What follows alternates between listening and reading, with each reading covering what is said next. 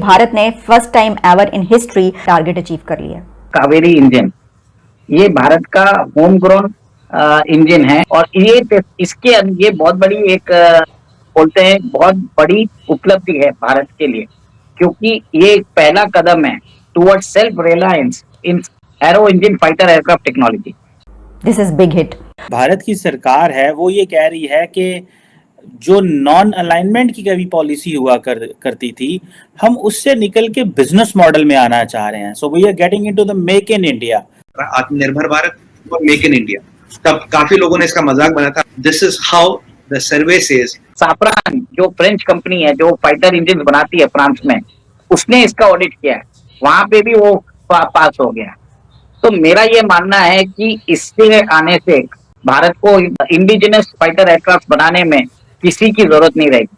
हम ही धड़ाधड़ हम एक साथ में 100-200 एयरक्राफ्ट हम भी बना सकेंगे चाइना के जैसे। लेकिन पाकिस्तान तो जारी बात है, Pakistan does not stand in that way because हमारे पास इतने पैसे हैं, ना हम इतना पैसा लगा सकते हैं। पाकिस्तान सुजुकी गाड़ी का इंजन नहीं बना सकता तो आप कहते हैं कि ऐसा मिसाइल बना लेगा यहां से उड़ के। जब आपको F-16 लेटेस्ट वर्जन जो 20-25 साल पुराना प्लेन है, लेटेस्ट इंप्रूवमेंट उसका नहीं मिल सकता है, आप क्या what do you hope for. Hello दोस्तों, स्वागत है आप सभी का APN चैनल पे। तो फ्रेंड्स, आइए देखते हैं पाकिस्तानी मीडिया की लेटेस्ट वीडियो।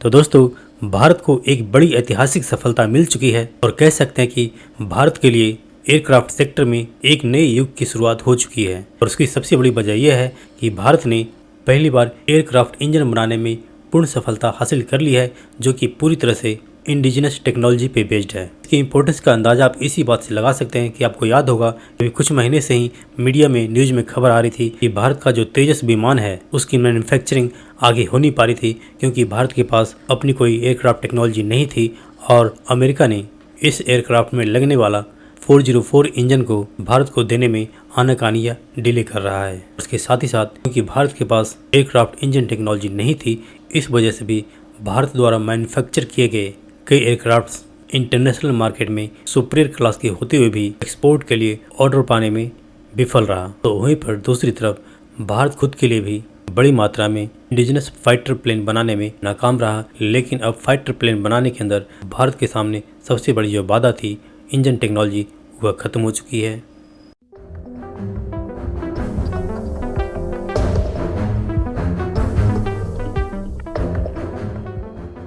अब पूरी दुनिया लगी हुई थी हमें रोकने के लिए, लेकिन ये सनातनी है, ये कांग्रेस की गवर्नमेंट नहीं है, कांग्रेस वाली, जो कि कभी भी भारत की तरक्की देखना नहीं चाहती थी।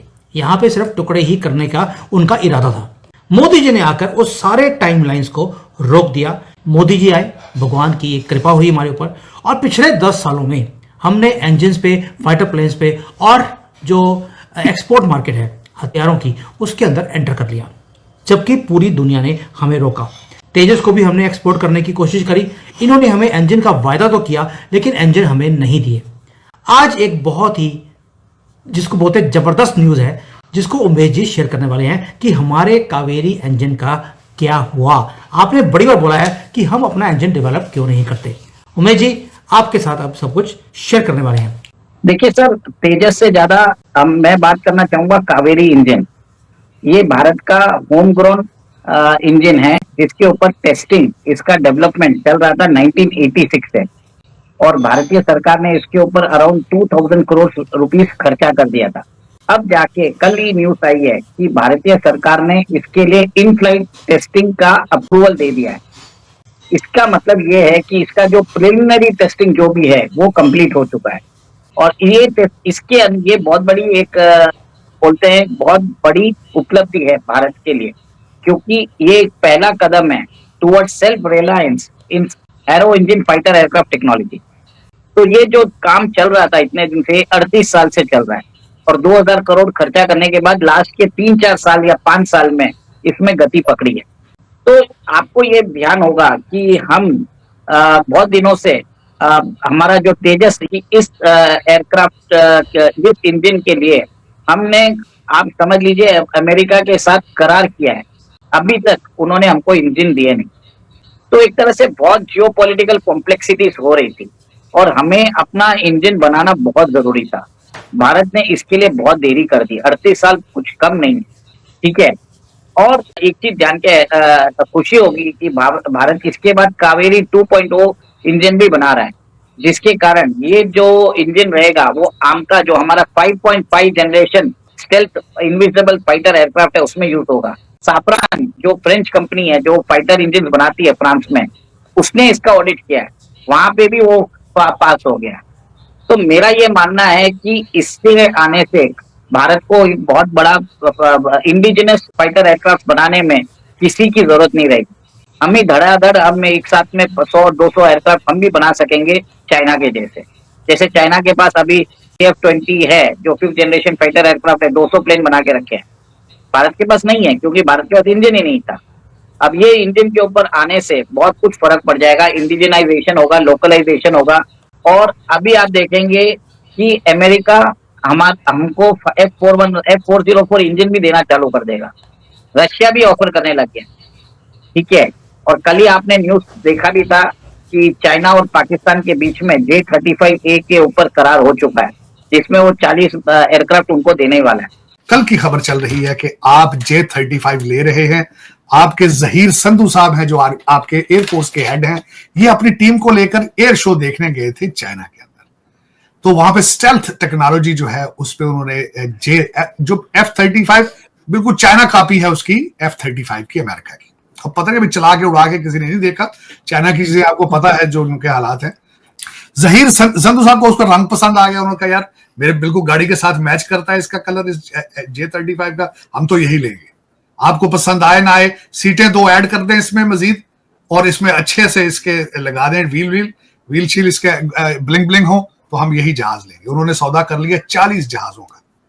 अब वो आ रहे हैं पाकिस्तान में। अब कहते हैं कि उस रीजन के अंदर पाकिस्तान विल बिकम, चाइना का पहला कस्टमर होगा पाकिस्तान। लेकिन सर अमेरिका तो ये डर रहा है कि पाकिस्तान ऐसे मिसाइल्स बना रहा है जो अमेरिका तक जा सकते हैं। आपको लगता है ये ऐसा कुछ कर रहे हैं?